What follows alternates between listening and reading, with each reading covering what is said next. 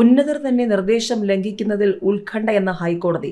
ശബരിമല ദ്വാരപാലക ശില്പങ്ങളിലെ സ്വർണ്ണപ്പാളി കടത്തിയതുമായി ബന്ധപ്പെട്ട കാര്യങ്ങൾ 2019 ഉണ്ടായതെങ്കിലും ഇത്തവണയും ദേവസ്വം അധികൃതരുടെ ഭാഗത്തു നിന്നുമുണ്ടായ വീഴ്ചകൾ എണ്ണി പറഞ്ഞ ഹൈക്കോടതി. ഇത്തവണ സ്വർണ്ണപ്പാളികൾ വീണ്ടും സ്വർണം പൂശാനായി കൊണ്ടുപോകാനുള്ള തീരുമാനം ശബരിമല സ്പെഷ്യൽ കമ്മീഷണറെയും ഹൈക്കോടതിയെയും അറിയിച്ചിരുന്നില്ല. ഇക്കാര്യത്തിൽ സ്പെഷ്യൽ കമ്മീഷണർ നൽകിയ റിപ്പോർട്ടിന്റെ അടിസ്ഥാനത്തിൽ ഇടപെട്ടതോടെയാണ് തേനീച്ചക്കൂട് തുറന്നതുപോലെയായി കാര്യങ്ങളെന്ന് കോടതി തന്നെ അഭിപ്രായപ്പെട്ടത്. ദ്വാരപാലക ശില്പങ്ങളിലെ സ്വർണ്ണപ്പാളികളുമായി ബന്ധപ്പെട്ട വിവാദം അന്വേഷിക്കാൻ ഹൈക്കോടതി പ്രത്യേക അന്വേഷണ സംഘത്തിന് രൂപം നൽകിയിരുന്നു. സ്വർണ്ണപ്പാളികളുടെയും ശബരിമലയിലെ വിലപിടിപ്പുള്ള വസ്തുക്കളുടെയും ചുമതലക്കാരനായ തിരുവാഭരണം കമ്മീഷണറുടെ നടപടി കോടതി ചൂണ്ടിക്കാട്ടുന്നുണ്ട്.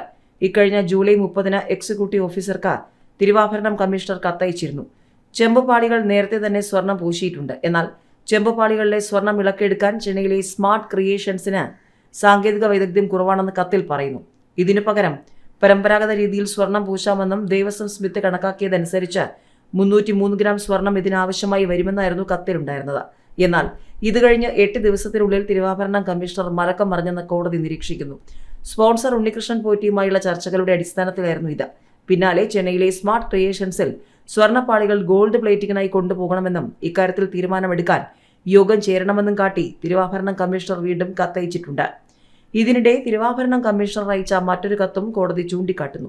സ്പോൺസർ അംഗീകരിച്ചതനുസരിച്ച് സ്വർണ്ണപ്പാളികളുടെ ഗോൾഡ് പ്ലേറ്റിംഗ് ജോലികൾ വേഗത്തിൽ പൂർത്തിയാക്കണമെന്ന ദേവസ്വം ബോർഡ് പ്രസിഡന്റിന്റെ നിർദ്ദേശമുണ്ടെന്ന് കാട്ടിയുള്ള കത്തായിരുന്നു ഇത്.